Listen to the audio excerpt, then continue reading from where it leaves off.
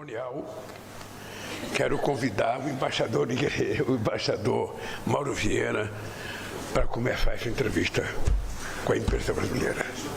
Por favor, senhor. Eu vou sentar lá para ouvir. Muito obrigado, presidente Lula, por me dar esta ocasião.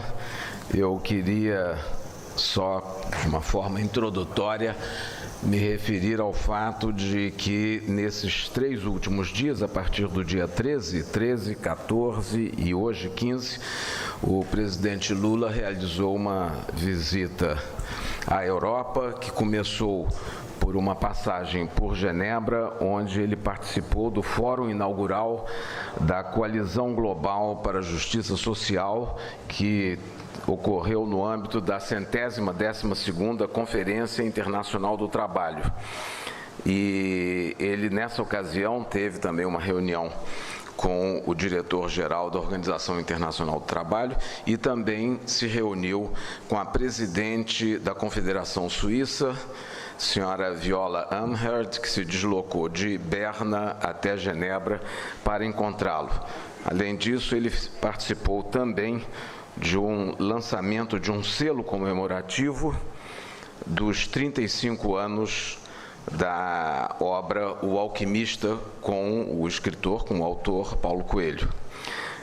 Após essa visita à Suíça, o presidente viajou à Itália, aqui a Puglia, onde ele participou da reunião do G7 ampliado como convidado especial, entre outros. É importante destacar que o presidente Lula participou, nos seus 2 primeiros mandatos, foi convidado 8 vezes para todas as 8 edições do G7 ocorridas durante esse período. E agora, no 3º mandato, ele foi convidado no ano passado para a reunião do G7 no Japão, em Hiroshima, e agora pela presidência italiana do G7 aqui na Puglia. Portanto, é a 10ª ocasião em que ele participa do Fórum do G7. Nessa reunião do G7, ele manteve, além de ter participado da sessão de ontem, em que os temas tratados foram a África, o Mediterrâneo e inteligência artificial, ele trouxe, na qualidade também de presidente do G20 esse ano, a visão brasileira para o G20 e transmitiu todas as mensagens que o Brasil tem implementado, todos os projetos que tem implementado, como a discussão dos temas bases da nossa presidência, que são a inclusão social e contra a luta contra a fome e a pobreza, a inclusão social, a transição energética e o desenvolvimento sustentável e também a reforma da governança global. O presidente Lula manteve também, nessa ocasião, interlocução com vários chefes de Estado e de governo e também falou sobre as iniciativas brasileiras de lançamento da Aliança Global contra a Fome e da 2ª reunião de ministros do exterior, que será realizada pela primeira vez durante a presidência brasileira na ONU, no dia 25 de setembro, à margem da abertura da Assembleia Geral. Nos encontros bilaterais, o presidente esteve com Sua Santidade o Papa Francisco, em que discutiram justamente a questão da pobreza, da fome e da desigualdade, e ele teve a ocasião também de estar com vários outros chefes de Estado e de governo. Ele se encontrou com o rei Abdullah II da Jordânia, se reuniu com o primeiro-ministro Modi da Índia, se reuniu também com o presidente da Turquia, Erdogan, e posteriormente com o presidente da França, Macron, com a presidente da Comissão Europeia, Ursula von der Leyen, hoje pela manhã com o chanceler federal da Alemanha, Olaf Scholz, e com a presidente do Conselho de Ministros da Itália, Giorgia Meloni. O presidente Lula, nessas ocasiões, teve a possibilidade de trazer também a mensagem de presidente como presidente do G20. É importante constatar que no G7, todos os países do G7 são também países do G20, o que permite, então, uma grande interlocução para os temas que são de interesse comum. Essas são as linhas gerais da presença do presidente Lula nesses 2 dias no G7 e na visita à Suíça. Então, creio que com isso devo agora passar a palavra ao presidente Lula de volta para que ele possa se expandir mais sobre esses temas e responder as perguntas. Muito obrigado. O senhor quer que fique isso aqui? Deixa esse roteiro? Tá bom. Vocês querem fazer pergunta ou querem ouvir? Olha, só é importante dizer para vocês o seguinte. Nós, na conversa que nós tivemos com a presidente da Comissão Europeia, nós voltamos a discutir a questão do acordo União Europeia e Mercosul. E eu disse para ela que depois de todas as tratativas que o Brasil fez para mudar o acordo, colocando as coisas que nós achávamos que era necessário colocar e tirando as coisas que nós achávamos que era necessário tirar, de que o Brasil está pronto para a hora que a União Europeia quiser assinar o acordo. Agora, o problema são deles. Por quê? Porque tiveram as eleições agora, ela deve ser indicada daqui a uns 3 semanas para ocupar o mesmo cargo que ela está hoje, de presidente da Comissão Europeia, e o Macron convocou eleições para a França. Então, nós temos que aguardar também, porque até o companheiro Macron estava mais flexível quando se tratou de falar do acordo. Ele falou, deixa passar as eleições para a gente conversar.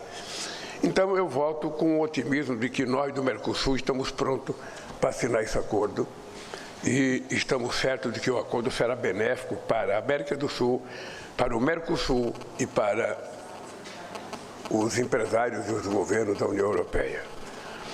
A segunda coisa que foi importante na conversa com os outros dirigentes, vocês sabem que com a Alemanha a gente tem uma parceria estratégica muito poderosa. O Olaf Scholz nos convidou para que a gente faça uma visita o ano que vem na Feira de Vancouver, que a gente possa participar com ele. E, ao mesmo tempo, eu pedi para ele me explicar um pouco o que aconteceu nas eleições da Alemanha, em que o SPD teve uma votação muito pequena, muito distante daquele que historicamente tinha. Ele me explicou, eu ouvi e estou levando o ensinamento para casa. Da mesma forma, eu perguntei para o Macron, o que aconteceu na eleição para o Parlamento Europeu?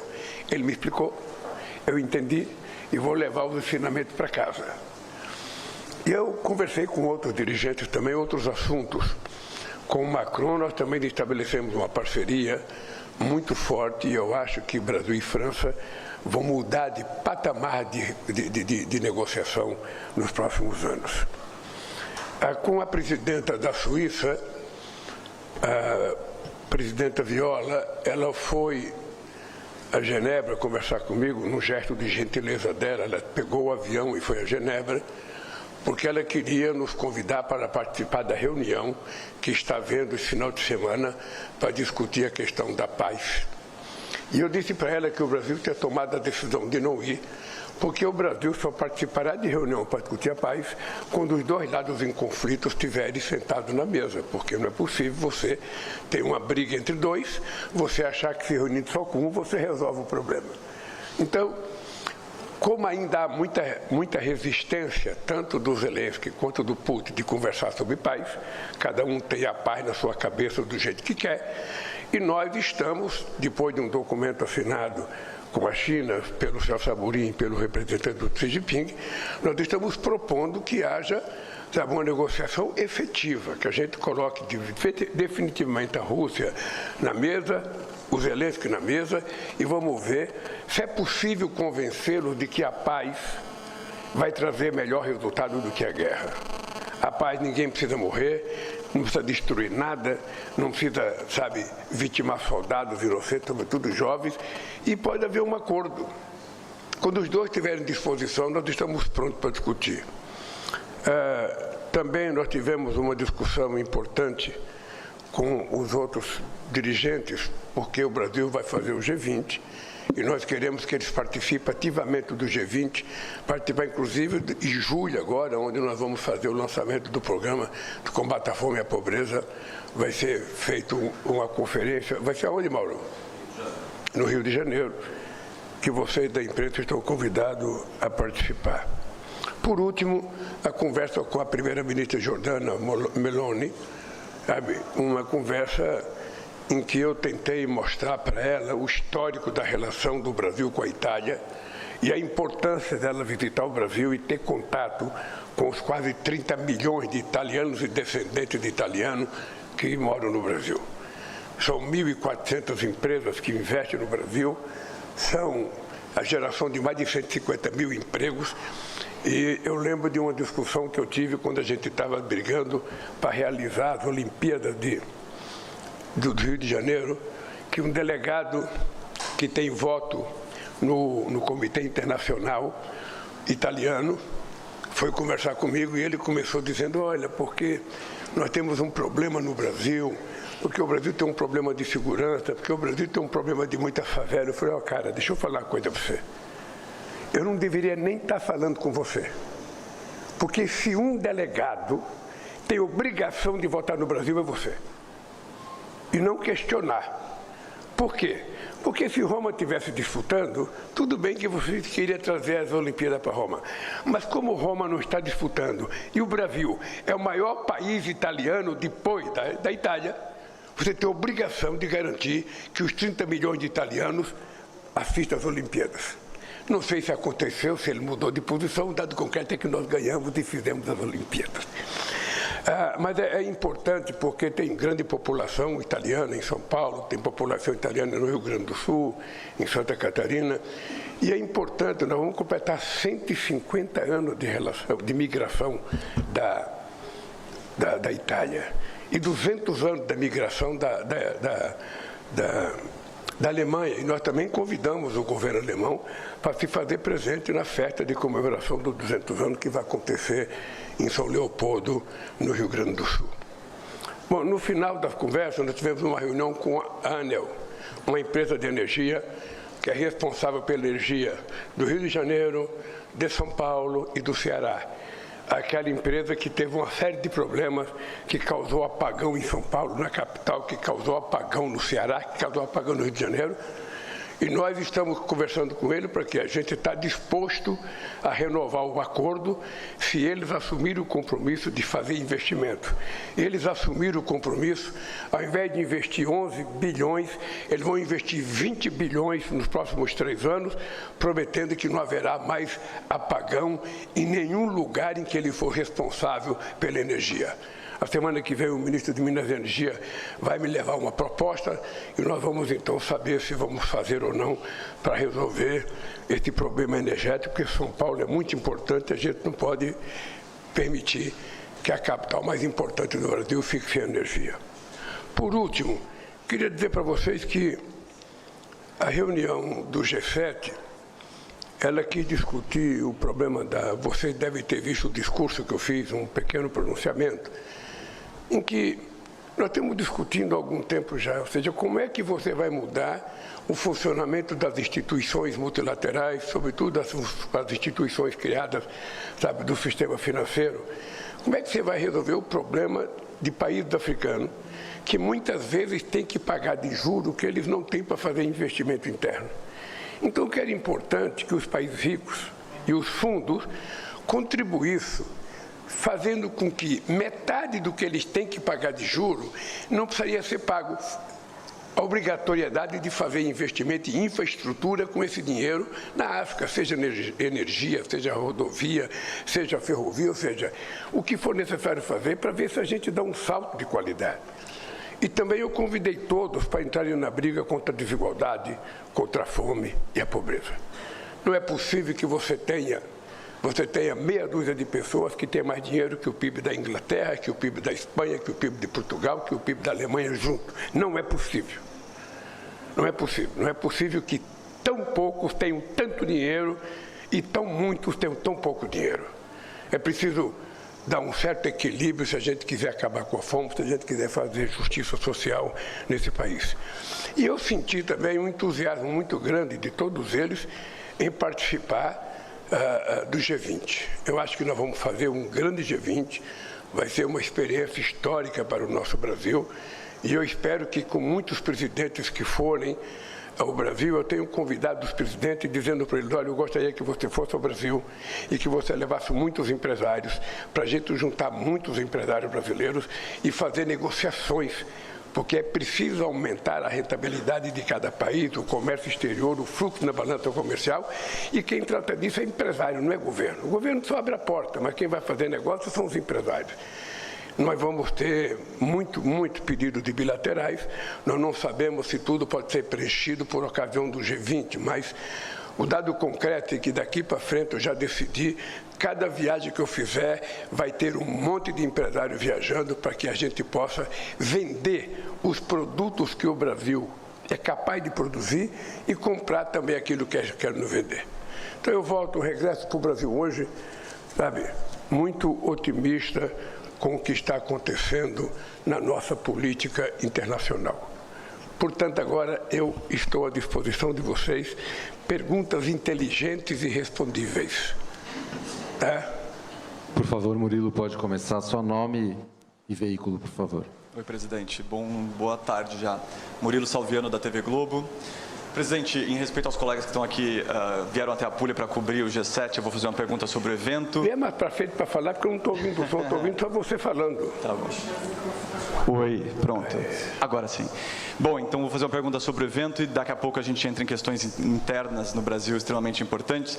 Presidente, os líderes do G7 nesse documento final, eles foram explícitos em dizer que eles vão apoiar uma governança mais eficaz, inclusiva e igualitária nesses órgãos internacionais, que é um dos pilares do G20 no Brasil. Então, eles ressaltaram isso no documento, colocaram, inclusive, na primeira página, nas primeiras páginas do documento. Nessas conversas aqui, eu sei que o senhor já vem conversando um pouco para fazer acordos para que sejam anunciados no G20 no Brasil. Algum desses líderes, ou esses líderes, já deram sinalização positiva de que vai ter mudança na ONU até o G20 no Brasil? O senhor acha que o Brasil vai ser capaz de emplacar essa mudança até o G20, que é um dos pilares, é um dos tripés do G20 no Brasil? Olha, eu não te direi que nós somos capazes de emplacar no G20. O que eu posso te dizer é que nós nunca andamos tanto no caminho certo como nós estamos andando agora sobre a necessidade de mudança na governança mundial em todos os aspectos. Desde a composição do Conselho de Segurança, desde a participação dos vários continentes, até a questão do funcionamento das instituições de Bretton Woods, que hoje não funcionam.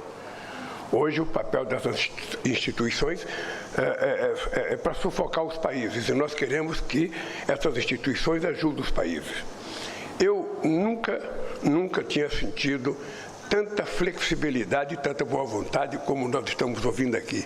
Até a questão da OMC, sabe, voltou a entrar na pauta do G7. É importante lembrar que a última reunião importante, quase que decisiva que nós fizemos na Organização Mundial do Comércio, foi em 2008. Eu ainda estava na presidência e a gente parou as negociações por causa das eleições do Obama, que o Bush pediu para parar, e também uma eleição na Índia. Depois nunca mais a gente retomou a Organização Mundial do Comércio, ela perdeu força e não funcionou mais. Eles agora estão querendo que funcione, possivelmente para ver se conseguem colocar a China dentro. Para mim seria muito interessante que funcionasse, porque nós temos que regular com muito cuidado as regras de comércio exterior para que não haja, sabe, uma vantagem de um país sobre o outro. Porque a boa política é uma política de duas mãos, é como se fosse uma rodovia. Sabe? Eu compro e eu vendo, eu compro e eu vendo, para que a gente tenha a oportunidade de crescer juntos. Se você só tiver déficit comercial, você não vai para lugar nenhum. Eu achei extremamente importante. Mas mais importante ainda, eu achei, nos companheiros dirigentes do G7, é que eles estão discutindo, inclusive, a questão da utilização dos materiais críticos, que é uma das inovações do debate sobre o futuro da economia do mundo, a produção de minerais que ainda não são utilizados e que agora são necessários para que a gente faça a revolução energética. E o que eles estão decidindo já? eles estão decidindo que eles estão dispostos a participar, ajudar os países que têm os minerais, mas que a transformação seja feita no país de origem. Ou seja, não é você só exportar minério de ferro ou só exportar bauxita. Não, é você fazer o processo de transformação no seu país para ele comprar os produtos colocando valor agregado naquilo que é a nossa capacidade de produzir. É uma inovação muito grande e isso é unânime no G7. É que eu acho que isso vai ajudar muito países, sabe, o Brasil, que tem um território muito grande, que tem muitos minerais, mas vai ajudar sobretudo os países africanos, porque eles terão que financiar um processo de industrialização. Me parece que nesse primeiro quarto do século XXI, as pessoas estão se dando conta de que a forma que foi organizada as coisas depois da Segunda Guerra Mundial parou de funcionar, inclusive a democracia, correndo risco com o surgimento de um extremismo de direita, sabe, absurdo. Então eu acho que é um avanço. Eu estou consciente de que isso vai continuar avançando no G20, estou consciente que aquilo que parecia impossível algum tempo atrás vai virar tudo possível. É só a gente ter paciência, a gente ser persistente e a gente ser convincente. Eu tenho certeza que nós vamos conseguir esse processo democrático, que já tentamos desde 2008, na primeira reunião do G20, a gente já tentou mudar as instituições, ter mais gente participando do FMI, ter mais dos partidos de desenvolvimento na direção, ter mais cargo, para que a gente possa fazer o bom uso das instituições. A mudança na ONU até o G20 é difícil?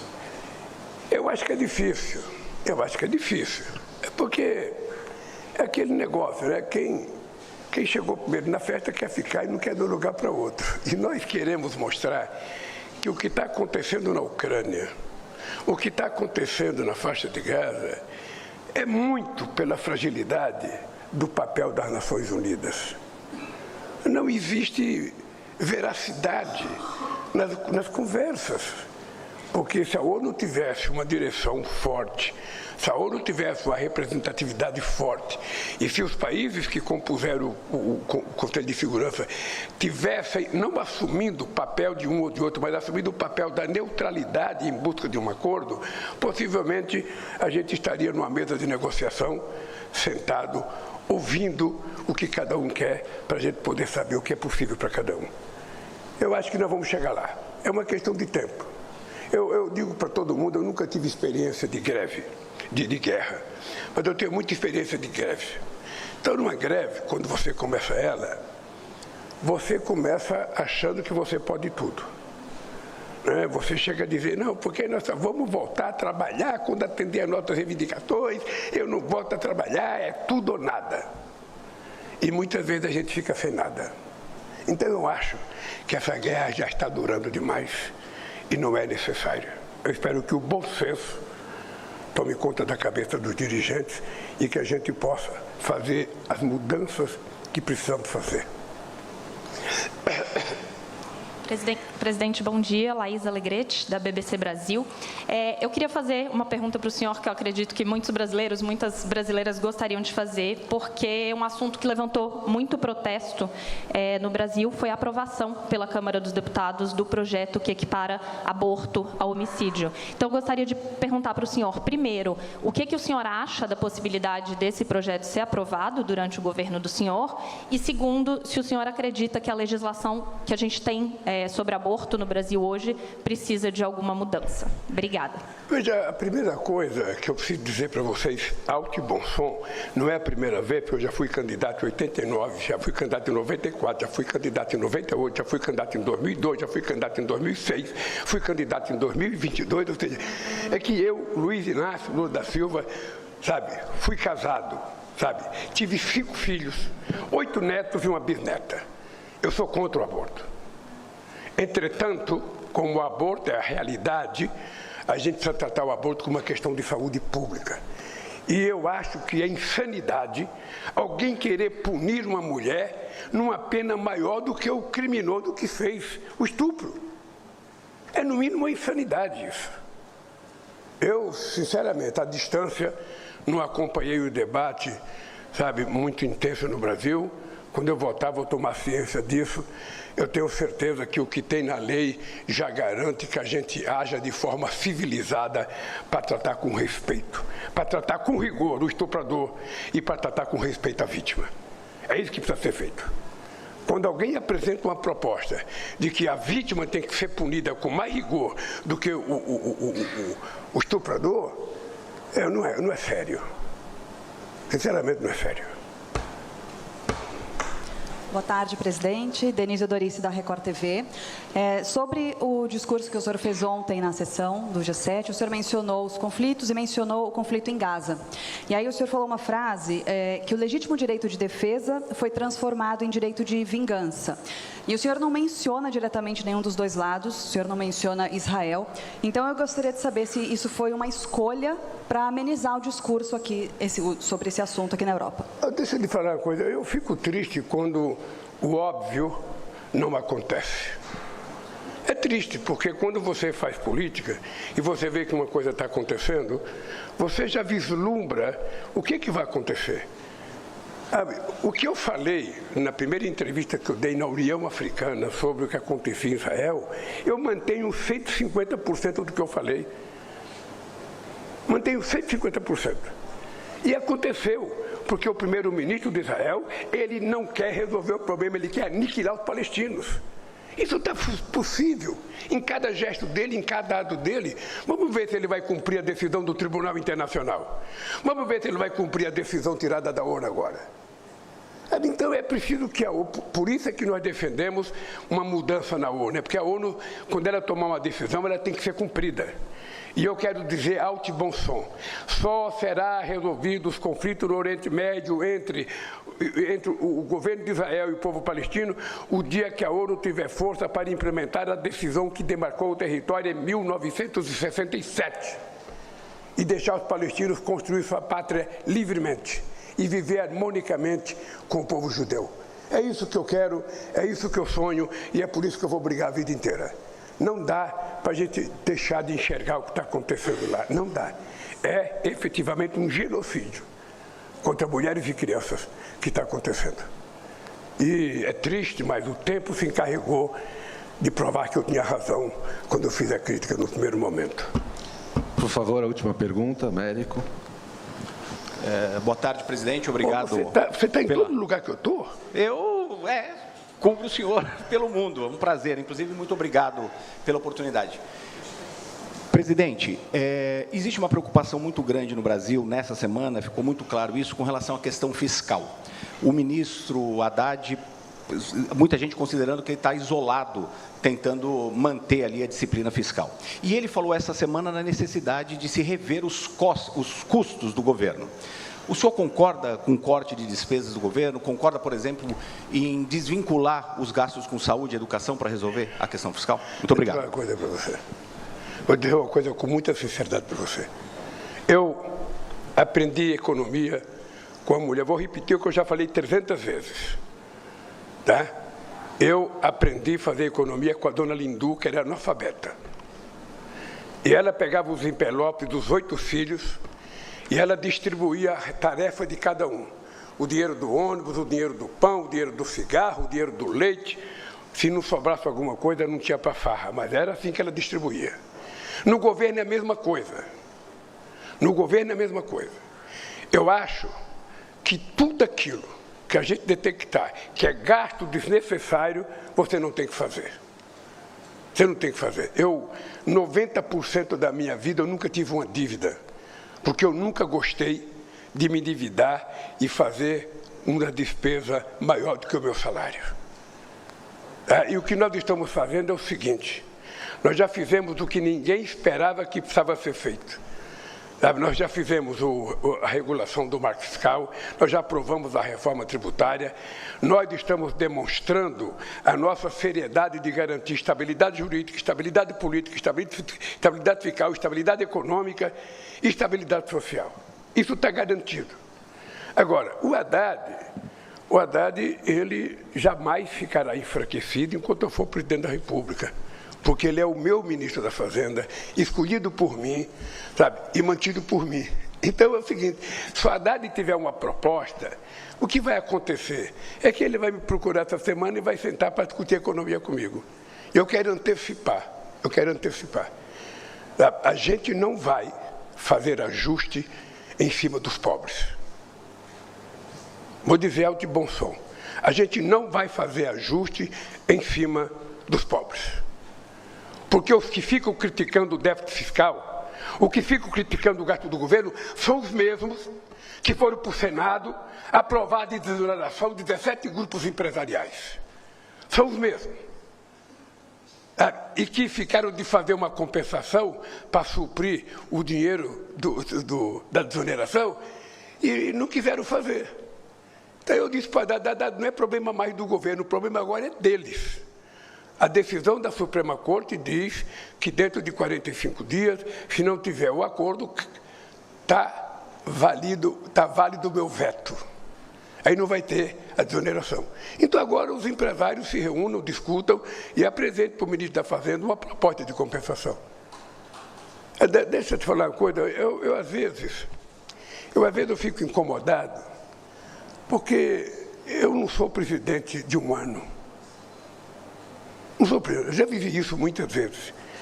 Acontece que nós estamos cada vez mais refém de um sistema financeiro que praticamente domina a imprensa brasileira. Ou seja, a questão do déficit fiscal aparece na primeira página, na segunda página, na terceira página. Ou seja, ninguém fala da taxa de juros de 10%, 25% num país com inflação de 4%. Ninguém fala. Pelo contrário, faz uma festa para o presidente do Banco Central em São Paulo. Normalmente, os que foram na festa devem estar ganhando dinheiro com a taxa de juros. Normalmente. Então, eu acho que a discussão econômica é mais séria. Ela é mais séria. Nós temos que sentar, e eu sento na mesa, sabe, com todos os meus ministros para discutir com o Senado o que a gente tem que fazer. Agora, achar que nós temos que piorar a saúde, que nós temos que piorar a educação para melhorar, isso é feito há 500 anos no Brasil. Há 500 anos. Há 500 anos o povo pobre não participava do orçamento. Por isso é que o Brasil foi um país a ter uma universidade. Eu já falei isso também.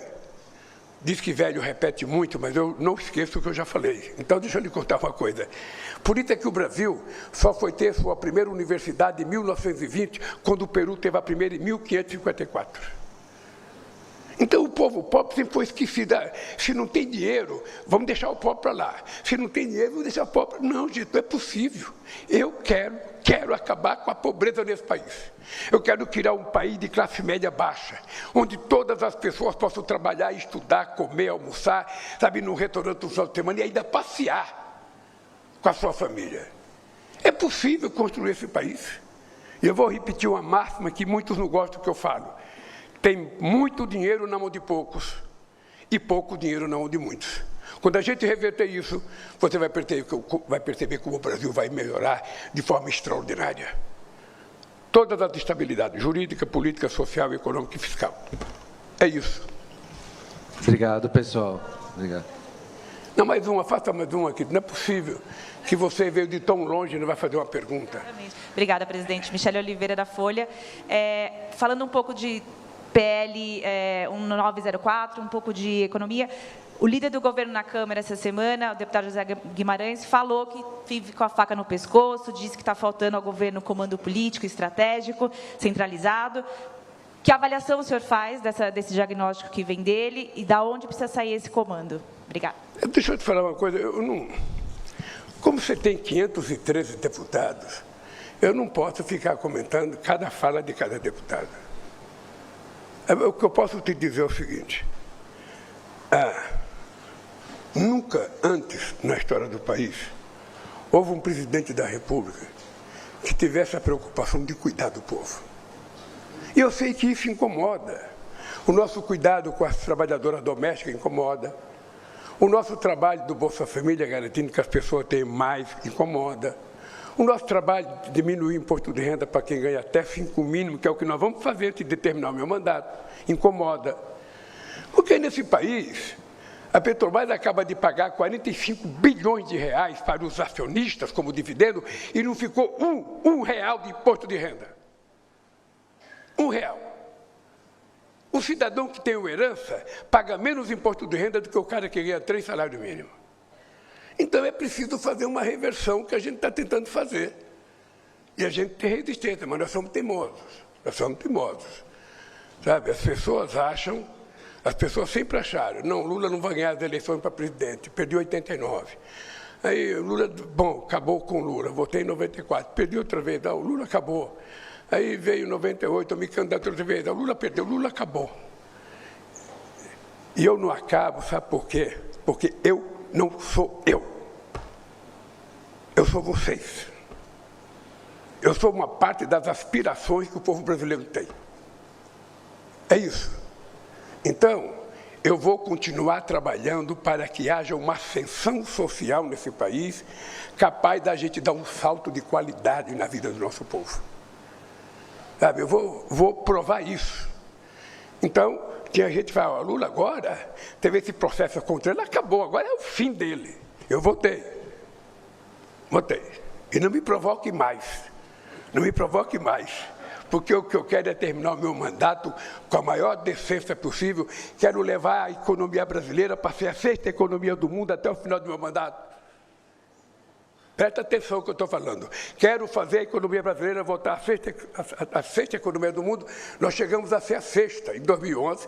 Agora voltamos para a 12ª, agora já estamos na 8ª. Eu, quando vejo as páginas dos jornais, PIB vai crescer 0,8, PIB vai crescer 0,7.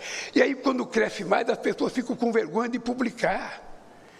Quando dá muito emprego, sabe, foi 2.200.000 empregos em 15 meses.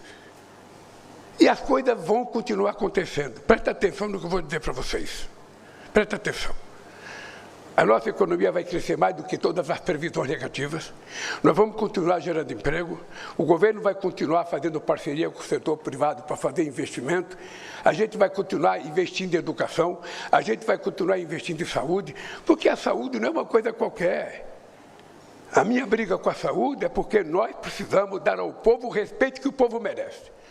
Vocês e eu, quando está doente, a gente vai no médico. O médico detecta uma doença na gente e logo fala, você precisa procurar o doutor fulano de tal, que é o especialista. Você vai no especialista. Você precisa fazer uma ressonância magnética. Você faz a ressonância magnética. Tudo é mais fácil. Agora, para o povo pobre, ele vai numa UPA, ele vai no UBS, ele recebe um diagnóstico e o médico fala, você tem que procurar um especialista. Esse especialista demora 8 meses, 9 meses. Depois do especialista falar, muito bem, sabe, está vivo ainda depois de 9 meses, veio a mim e tal, agora você precisa fazer uma ressonância magnética, é mais 9 meses. A doença não para, que nem no basquete, quando para o jogo, para correr o tempo. Não, a doença continua andando. Então nós precisamos garantir ao povo os direitos elementares que ele tem direito. E eu acho que é possível fazer isso. É bem engraçado, porque eu vou repetir uma coisa que eu falo tudo. A única coisa que, sabe, não é trata como gasto é o dinheiro que a gente paga de juros de uma dívida, sabe, por conta da alta da taxa de juros. Isso é gasto. Quanto de dinheiro a gente paga todo ano de juros, que poderia estar sendo investido em saúde, em educação, em mais universidade, em mais emprego, em mais desenvolvimento, em mais ferrovia, em mais rodovia. Então, meu caro, só para você saber, antes de sair, eu falei para o companheiro Rui Costa, Rui, quando eu voltar semana que vem, prepare uma reunião do Conselho, sabe, orçamentário, que eu quero fazer a discussão sobre orçamento. E quero discutir os gastos. Porque o que muita gente acha que é gasto, eu acho que é investimento. Sabe? E digo isso com a maior tranquilidade. Eu acho que nós precisamos dar ao Brasil a decência que o Brasil merece. Esse país nunca teve a chance de fazer o povo subir o 2º degrau. A gente sobe o primeiro, aí derruba. Aí sobe mais uma vez e derruba. Não, nós queremos subir o 2º, o 3º e ficar num padrão de vida que eu acho que o Brasil pode garantir ao seu povo. Então, gente, obrigado pela paciência de vocês.